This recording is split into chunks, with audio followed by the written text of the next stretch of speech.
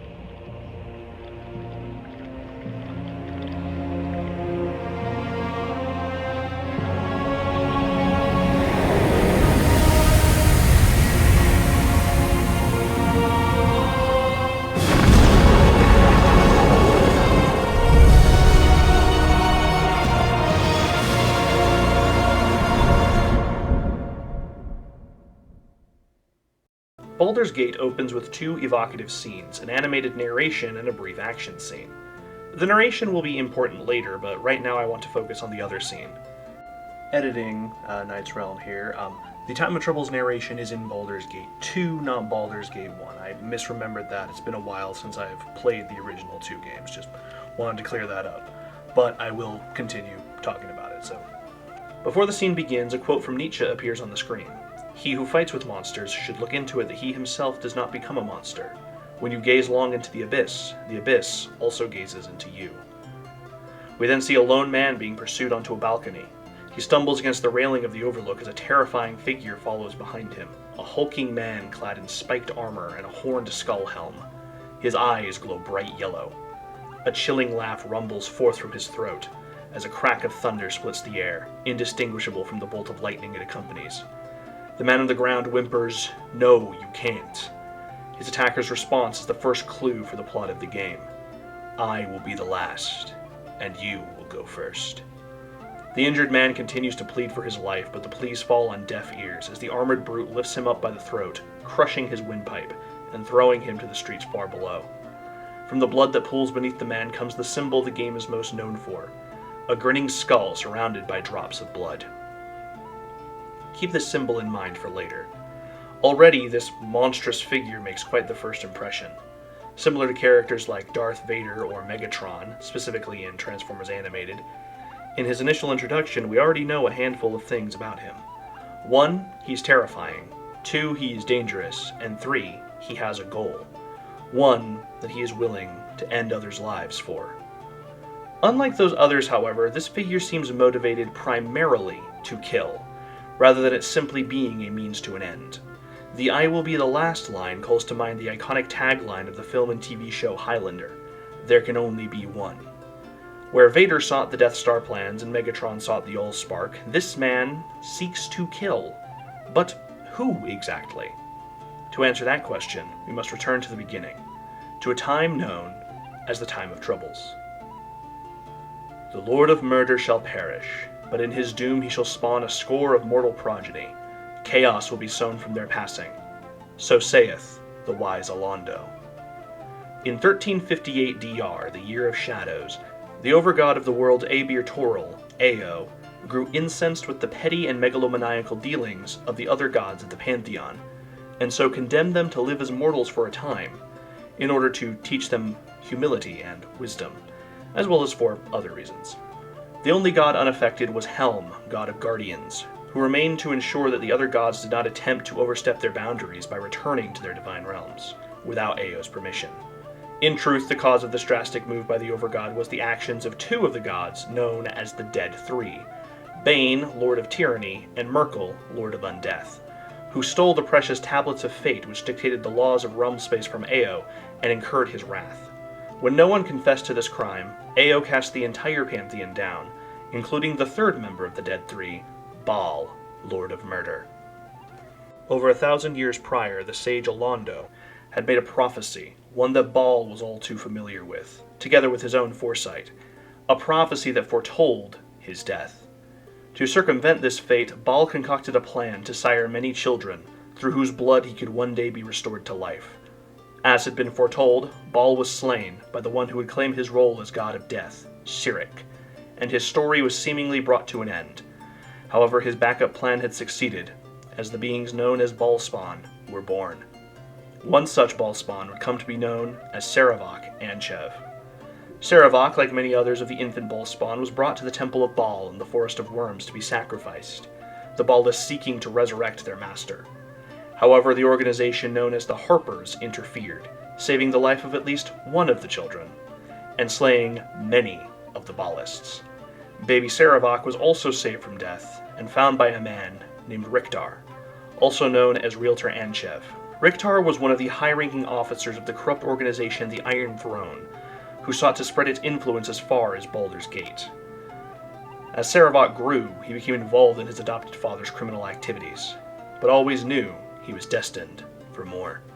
He was haunted by dark and disturbing dreams from infancy, dreams that, together with the wicked nature of Richter, led him down a dark path. The boy's first experience with tragedy came when his foster mother was garroted in front of him when he was but a child, by his own adoptive father. Eventually, Richter's dealings led him and his son to the great library of Candlekeep, where Sarevok learned of the Bhaalspawn prophecy. He had explored his dreams years before, but reached a dead end. Here, however, he thought he had at last discovered his destiny. The prophecy stated that once the blood of all Bhaalspawn were slain, Bhaal would rise again. However, Sarevok interpreted it differently, believing that if he were to incite death on a grand scale, he would become the new god of murder, taking his true father's place. Fortunately, his false father's dealings presented him with a perfect opportunity to bring to pass his supposed rise to godhood. Over the next 3 years, Sarevok increased his influence among the Iron Throne, shapeshifting creatures called doppelgangers, and Baldur's Gate itself. Soon, the Merchants League, the Flaming Fist, Baldur's Gate's local mercenary group, the Shadow Thieves, the Council of Four, and the Iron Throne itself were unknowingly part of the would-be god's plans for ascension. The greatest obstacle in his path was the only other Bhaalspawn Sarevok knew of, the player character of Baldur's Gates 1 and 2, Gorian's Ward. The man he killed in the opener was likely a Bhaalspawn as well, but little is known of him, and it is clear from the events of the second game that Sarevok did not know how many Bhaalspawn there were left, for had he known, the events of the first game would have gone quite differently.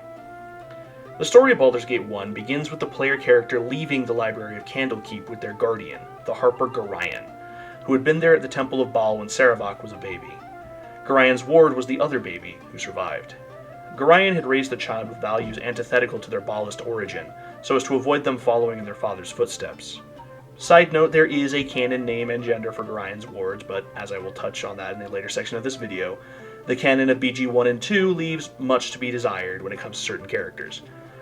Plus, unlike Revan, whose canon path I quite like in KOTOR 1 and 2, though not in Old Republic and the books, I am not a fan of Gorian's Ward's canon outcome. I will touch on why later. For now, I will refer to Gorian's Ward by their title and gender-neutral pronouns, because they can be either a man or a woman in the game. Back to the recap. Sarevok had met Gorian and his ward once before, while studying Alondo's writings at Candlekeep, and knew that the ward, too, was a Bhaalspawn. Sarevok confronted the Harper and his half-sibling on the road outside of Candlekeep and attacked them. Gorian fell in battle, and his ward fled into the wild. Gorian's ward would go on to be a thorn in Sarevok's side, foiling the Iron Throne's schemes and exposing his corruption little by little. They were not the would-be god's only enemy, however, as Realtor had discovered his foster son's goals of starting a war on the Sword Coast, pitting the city-state of Baldur's Gate and the entirety of the Sword Coast against the Kingdom of Amn, in order to spread death and chaos far and wide. He had instituted an iron shortage that had caused Baldur's Gate and many other locations to become reliant upon the Iron Throne. However, he had also pinned the blame for that iron shortage on Ang. Richter and many of the Iron Throne's other leaders went to Candlekeep in order to negotiate peace. They were believed slain at the meeting, with the death being blamed on Gorian's ward, who was imprisoned beneath Candlekeep for this deed. Second side note, this is the wonkiest part of the game's story, as you can be imprisoned for actually offing Richter and the others, or get jailed and hear that they died off-screen. It's made even weirder as each character canonically survives the end of this game, being offed many years later by the Zhentarim, another criminal organization, not you or Sarevok.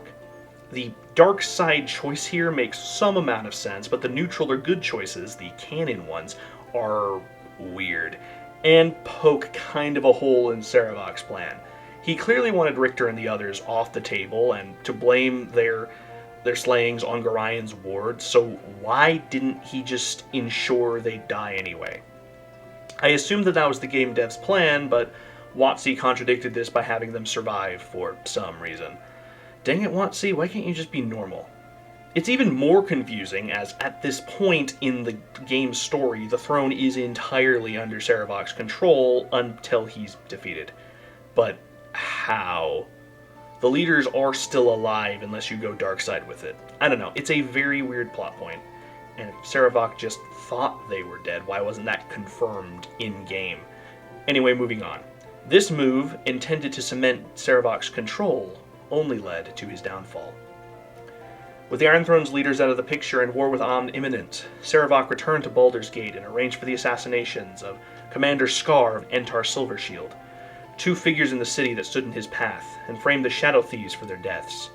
He was set to become one of Baldur's Gate's Grand Dukes and lead the city to war. However, thanks to the interference of Elminster Omar, Gorian's ward was set free and confronted Sarevok at his coronation. The Dark Bhaalspawn's schemes were laid bare, and he was forced to flee to the Undercity. Down there was built a great temple of Bhaal, where Sarevok and his servants had made their headquarters. Gorian's ward and their friends ventured into the Undercity and confronted Sarevok, where the once mighty warrior met his doom, dissolving into dust, binding his essence to Bhaal's divine realm, and bringing his schemes to an end. Yet this is not where the story concludes. Gorian's ward would fight Sarevok once more during another venture, though it was merely an echo. In defeating this echo, however, Gorian's ward gave their brother a chance to return, and perhaps be redeemed. After the defeat of John Irenicus, story for another video, the Bhaalspawn crisis begun. The Five, a cabal of mighty Bhaalspawn, began to terrorize the Sword Coast. Gorian's ward found themselves faced with the spirit of Sarevok, who made a deal with them. If they would impart a portion of their godly power to him, restoring him to life, he would assist them in defeating the Five. They acquiesced, and Sarevok was reborn. With his aid, the Five and the Bhaal priestess Emelisan were defeated, leaving Sarevok with a new lease on life, though without his divine soul. Over the course of the Throne of Bhaal DLC, which is what this story is, there is a chance to redeem Sarevok, a chance to get him to turn his back on the darkness that had so defined his life.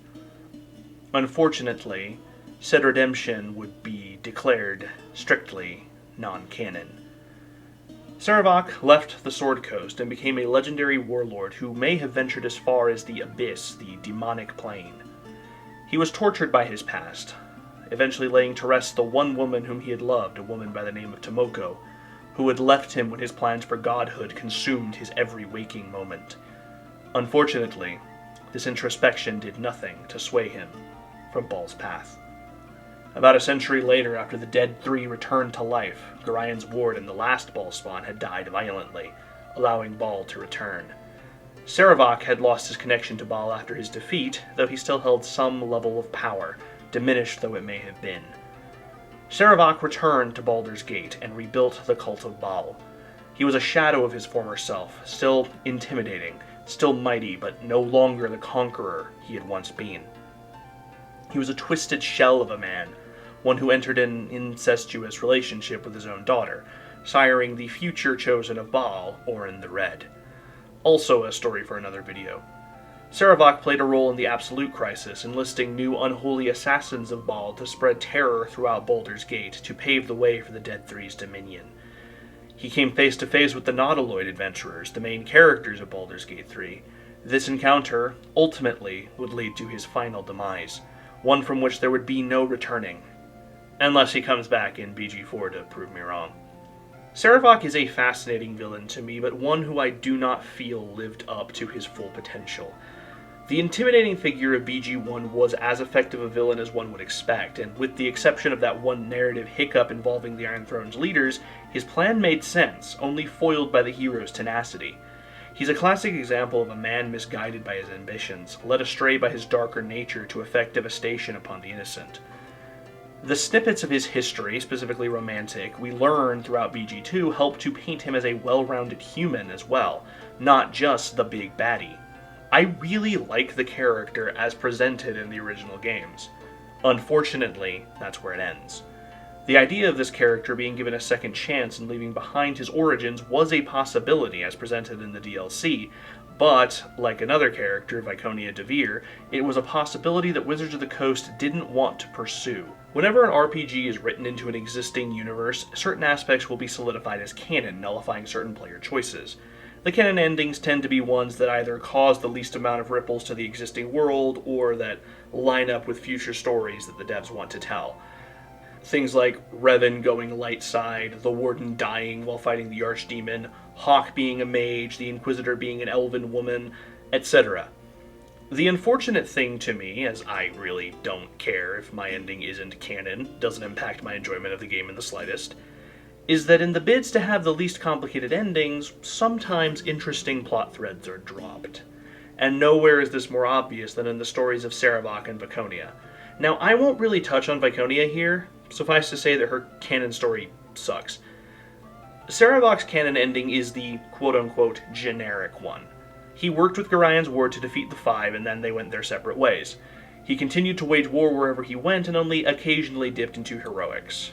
Then he went crazy, came back to Baldur's Gate, had a kid with his kid, and sat on a throne aura farming until his ultimate defeat. His arc is a circle, and that's disappointing. That he returned to Bhaal after being cast off just makes his resurrection in BG2 feel pointless. Now, I love Baldur's Gate 3. It is one of the best games of the last few years, up there with The Witcher 3, my favorite game of all time. And it usually does an excellent job of handling characters from the wider universe. Elminster, Volo, Jurgle, Jaheira, Minsk, all handled incredibly well. But Sarevok is one of two that is not handled well. And unlike Viconia, for whom I placed the blame almost entirely on WotC, this is ultimately Baldur's Gate 3's fault. Sarevok did not need to come back. His armor could have been worn or discovered by the Dark Urge, or hidden in Orin's vault, or something if they wanted to reference him. But bringing him back as a shell of his former self is just fan service, and not in a good way. Now, I don't hate fan service. Sometimes I like fan service. Sometimes I even love fan service. Spider-Man No Way Home is all fan service, and I love that movie. But in that movie, the fan service was the point. It wasn't just there for no reason. But even superfluous fan service can be good. Look at the various references to The Force Unleashed or KOTOR in Andor. But this is an example of fan service done poorly. All that BG3 Sarevok has in common with his 1 and 2 counterpart is his appearance and flair for drama. He has none of the intimidation factor, none of the interesting motivations, not even the same VA, which isn't necessarily a problem. Matt Mercer was great as Minsk, about as good as Jim Cummings was. But Kevin Michael Richardson was far and away the better Sarevok. Ultimately, I consider Sarevok to be wasted potential, a killer design, a killer premise, but ultimately a generic villain who just kind of wanted to be bad, despite hints at something more to him. There's sadly little to comment on in terms of his psychology or anything else. He is a functional and even really good antagonist in Baldur's Gate 1, a fascinating ally in Baldur's Gate 2, and, well, he's certainly there in BG3. To go from the big bad to an optional side boss is quite the downgrade in my opinion. Though I would not consider him to be the worst affected character by meddling in the canon. That role goes to either Gorian's Ward or Viconia, honestly. In the Baldur's Gate books, Abdel Adrian, Gorian's Ward's canon name, is a bit of a jerk, and I don't mean that in an endearing way. And Viconia, who also had a potential redemption and romance arc in BG2, was just written as going back to Shar in those canon novels. Again, the least interesting option. Now, not every villain needs to be redeemed or even redeemable. I have stated that plenty of times before. But Sarevok honestly could have been. Imagine what he could have become without Bhaal's essence constantly whispering to him, without the influence of the Iron Throne, with a century of introspection. Imagine if he returned in BG3 hunting Orin in the Bhaal cult, having turned on the Dead Three for abandoning him, an ally against the Absolute, not a pawn in its schemes. But ultimately, that is not how it turned out. Sarevok is a villain whose story ended best in his first entry, and unfortunately, his continual reoccurrences only watered down the character. The writers introduced the prospect of a redemption, but did not execute it well. Or rather, the writers of Baldur's Gate 2 executed it excellently, but future writers at both Wizards of the Coast and, unfortunately, as much as I love them, Larian Studios, did not capitalize on that as much as they should have. However, our next villain, who is as irredeemable as they come, had an ending that especially suited that character. Tune back in 2 weeks when I discuss the Mad Exile, John Irenicus. And tune back in next week when I discuss the best live-action Transformers movie, Bumblebee, 7 years later.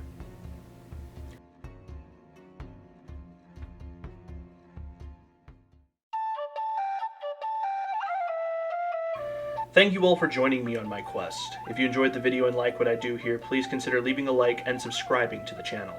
If you'd like to support the channel further, consider joining the Nice Realm Patreon or becoming a member here on YouTube for $1 a month and get access to exclusive content, including videos not available on YouTube and supercuts of my rewrites. The supercuts aren't yet available on YouTube memberships, but I will work on getting that done. All future supercuts or patron-only videos will be available for members, though, as soon as they are finished. Alternatively, if you'd like to request a future video topic, such as this one, or vote on pre-chosen topics, you can join at $5 a month or leave a super thanks in the comments below. In any case, I will see you all on our next adventure, whenever that may be.